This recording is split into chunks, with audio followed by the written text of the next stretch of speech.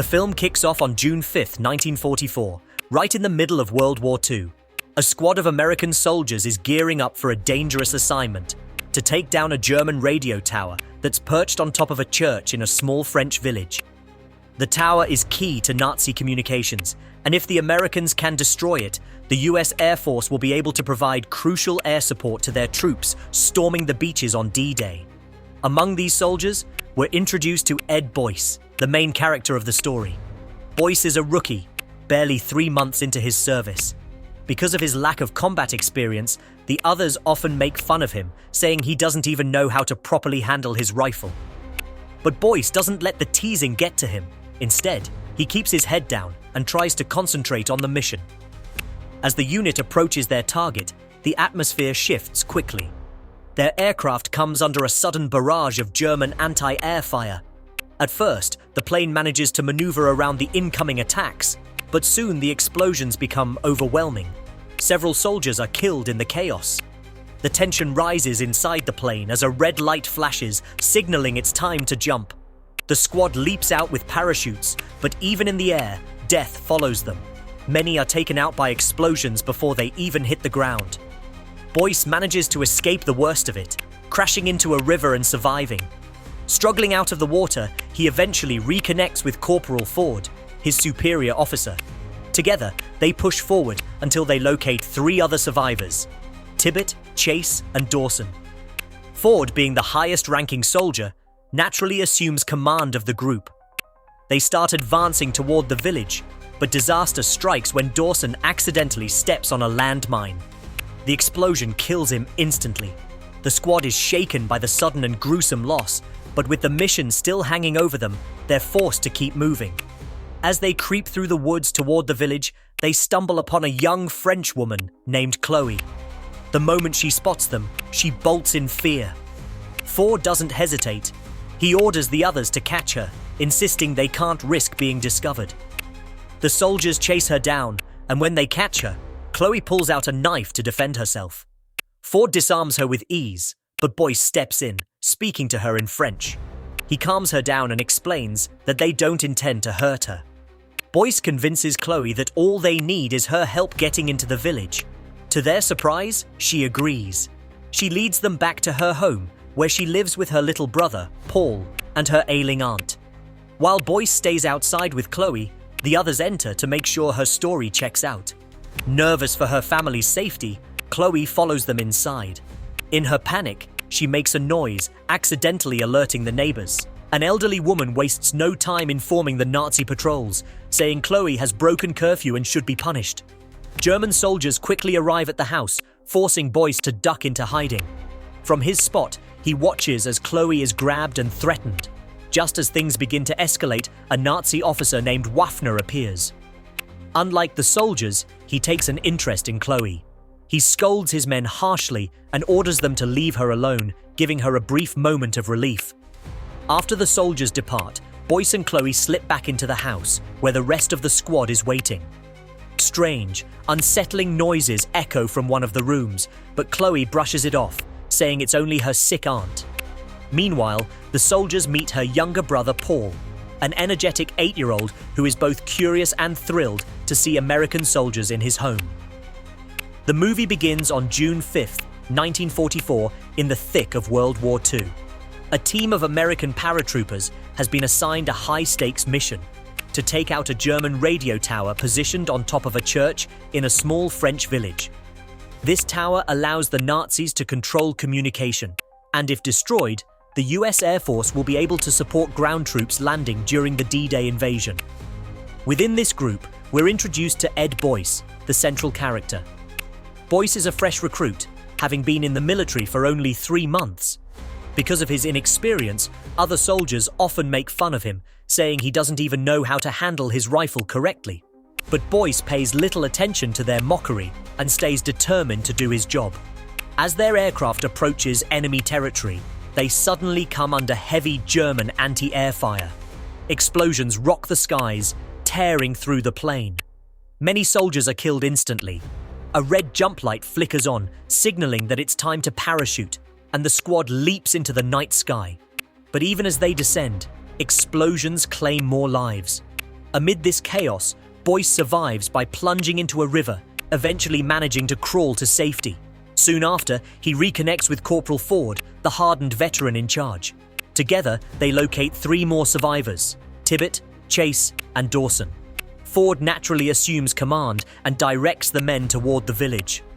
Tragedy strikes quickly, however, when Dawson accidentally steps on a landmine and is killed instantly.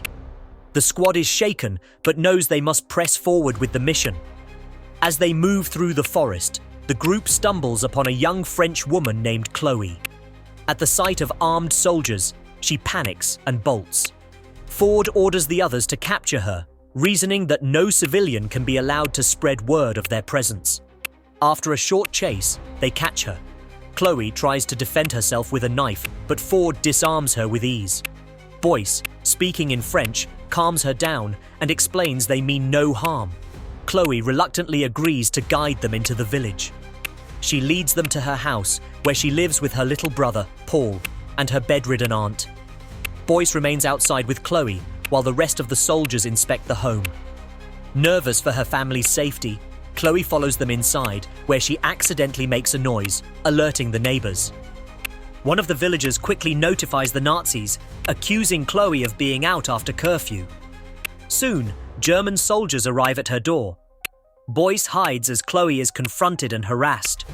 Just when things threaten to escalate, a Nazi officer named Waffner arrives. Unlike his subordinates, he seems interested in Chloe and orders his men to leave her alone. After the soldiers depart, Boyce rejoins the group inside the house. Disturbing noises drift from one of the rooms, but Chloe brushes them off, saying they come from her sick aunt. The soldiers also meet her brother Paul, an energetic boy who's thrilled to see American soldiers and wants to play with them. Later, Ford sends Tibbet and Chase to check the church for any signs of surviving comrades. Meanwhile, Boyce grows unsettled by the eerie sounds behind the aunt's door. When he peeks inside, his stomach churns. Chloe's aunt has been horrifically disfigured, her body a twisted, monstrous version of a human being. Shocked, Boyce asks Chloe what happened. She reveals that the Nazis abducted her aunt and performed cruel experiments on her inside the church. Chloe explains that a German doctor kidnaps villagers to carry out bizarre scientific experiments using a strange black tar found in the area, a substance he believes has special powers. While tending to Boyce's minor wound, Chloe also confides that she despises the Germans for murdering her parents. Suddenly, Nazis return to the neighborhood, knocking on Chloe's door. Boyce, Paul, and Ford quickly hide in the attic. Waffner enters the house, and Chloe reluctantly allows him in. During their tense interaction, he begins making advances toward her. It becomes clear they have an arrangement. She must give herself to him in exchange for protection. Chloe tries to resist, saying she doesn't want to continue tonight, but Waffner presses on. When she continues to refuse, he cruelly threatens to take her younger brother to the church for experimentation. Terrified, Chloe reluctantly gives in as Waffner tries to force himself on her. Boyce, watching from the attic, burns with rage and wants to intervene. Ford warns him not to, saying it will ruin their mission and put them all at risk. But Boyce refuses to stand by. He storms downstairs and presses his weapon to Waffner's head. Ford follows, helping to subdue the officer before beating him savagely. The group ties Waffner up and locks him in the attic. Ford begins torturing him for information. Next, Ford orders Boyce to scout the church. Boyce slips away and reaches the edge of the village, where he's horrified to witness German soldiers burning mutilated villagers alive with flamethrowers. His horror deepens when a German shepherd lunges at him. While fighting off the attack, Boyce spots a truck passing by and quickly climbs aboard. To his terror, he discovers the truck is loaded with corpses. The vehicle drives straight into the heavily guarded compound. Boyce sneaks out of the truck and finds himself inside an underground Nazi laboratory. He discovers cages filled with grotesque figures and peeks through a hole in one cell, where a monstrous creature glares back at him. As he ventures deeper, Boyce discovers a pit filled with bubbling tar and people suspended above it in strange bags. He locates a syringe filled with a glowing red liquid and pockets it. Soon after, he hears a woman crying for help. When he investigates, his blood runs cold. The woman is still alive despite being reduced to nothing but a head. In another room, Boyce finds his fellow American soldier Rosenfeld strapped to a table, still alive but restrained. Just then, the Nazi doctor Schmidt enters, forcing Boyce to hide. He watches in horror as Schmidt injects the red serum into a dead body, which then violently reanimates. The resurrected man thrashes wildly until Schmidt locks him away. After Schmidt leaves, Boyce rushes to Rosenfeld's side. With great effort, he manages to detach his comrade from the machine, though the process causes Rosenfeld intense pain. The two decide to escape.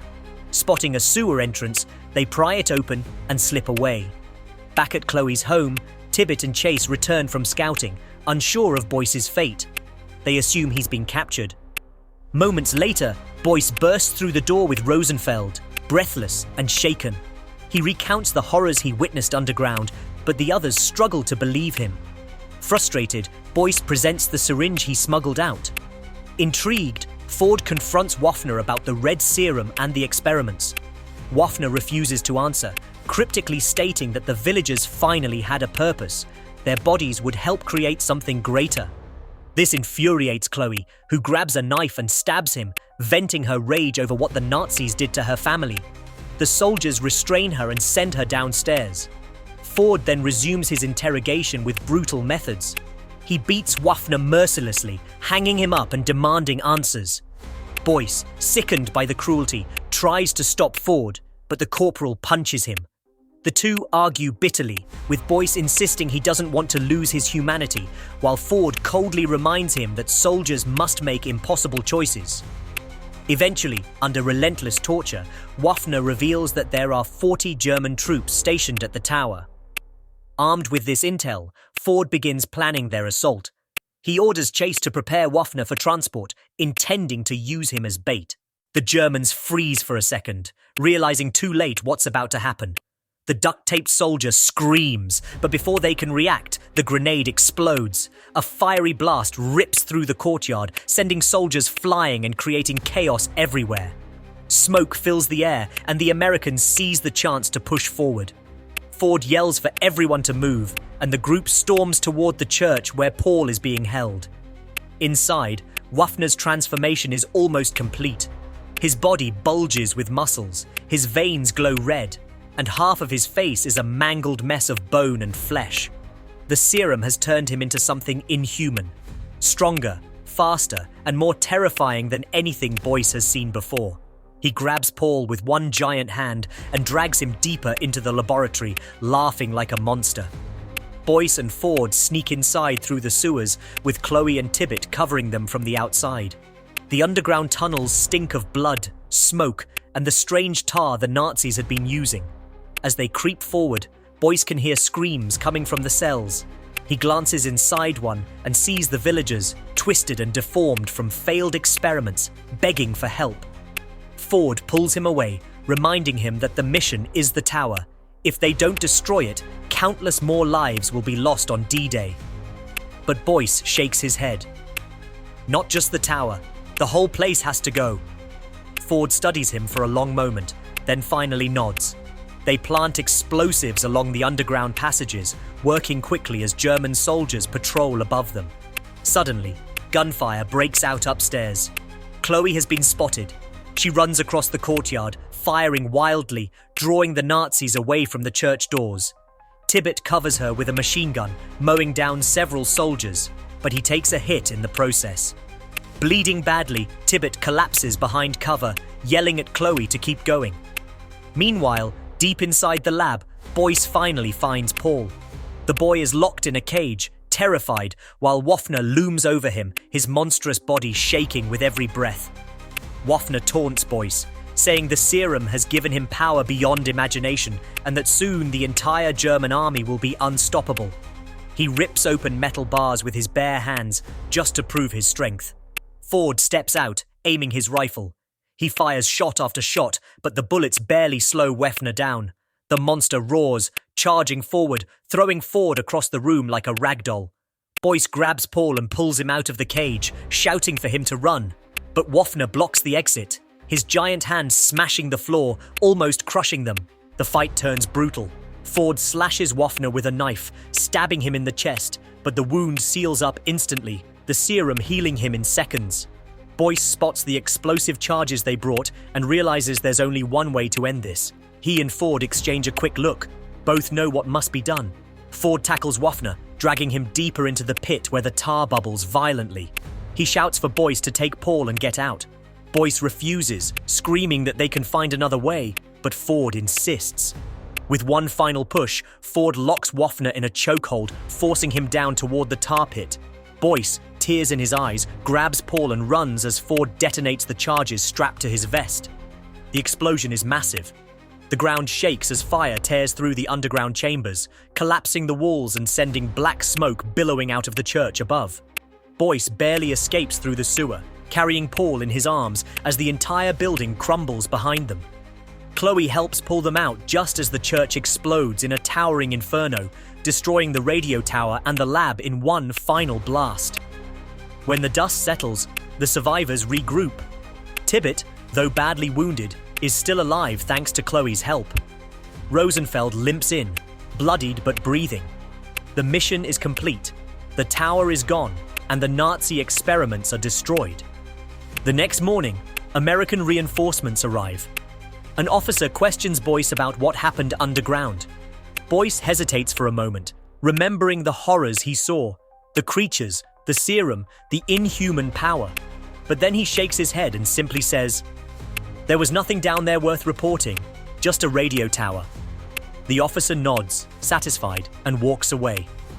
Boyce looks at his friends, Chloe, Rosenfeld, Tibbet, and young Paul, and finally allows himself a small, tired smile. They survived. The nightmare is over. But as the camera lingers on the smoking ruins of the church, the tar bubbles quietly beneath the rubble, hinting that maybe, just maybe, the evil isn't gone for good. The explosion rips through the checkpoint, sending fire, smoke, and shrapnel in every direction. Dozens of Nazi soldiers are killed instantly. But before the dust can even settle, more German troops rush in to secure the area. Rosenfeld and Tibbet spring into action, unleashing a storm of gunfire. Against all odds, they cut the enemy down, holding their ground like warriors. Their courage creates the perfect distraction for Boyce, Ford, and Chloe, who slip into the sewers unnoticed. The underground tunnels are damp, foul, and echo with the sound of distant screams. Chloe grips her pistol tightly as she separates from the men, determined to find her younger brother, Paul. When she encounters a nervous German soldier, she shoves her gun in his face and orders him to take her to the boy. Afraid for his life, the man obeys. But instead of leading her to Paul, he opens a door to reveal something horrific, a room full of twisted zombie-like experiments writhing in agony. Chloe freezes, horrified. The soldier raises his weapon to shoot her, but just as he pulls the trigger, Boyce bursts into the room and takes him down. Shaken but alive, Chloe finally finds Paul strapped to a cold metal bed in the lab. She cradles him in her arms, and relief washes over her face. Boyce insists they must leave at once, but he stays behind, his eyes hard with determination. He has unfinished business. Chloe and Paul head toward the exit, but their escape is cut short by a monstrous, half-dead creature staggering toward them. Chloe shoves her brother forward and yells for him to run. She unloads her pistol into the monster, 3 shots straight to the chest, but it keeps coming, roaring with rage. With no other option, Chloe flees, stumbling into another chamber where she finds salvation in the form of a flamethrower. She pulls the trigger, bathing the abomination in fire until it collapses into ash. At the same time, the battle rages inside the compound. Boyce and Rosenfeld fight side by side, blasting through squads of Nazi soldiers. Paul reunites with them, terrified but alive. Meanwhile, Ford climbs into the radio tower and arms the explosives. Just as he sets the timer, he hears heavy footsteps behind him. It's Waffner, but he's no longer human. The serum has twisted him into a monstrous creature, half man, half demon, with glowing veins and raw muscle bursting through his ruined flesh. He smashes the bomb to pieces and pummels Ford mercilessly. Elsewhere, Boyce faces the twisted Dr. Schmidt in a brutal showdown. The scientist fires wildly, but Boyce dodges, closes the distance, and drives the doctor's own scalpel into his chest.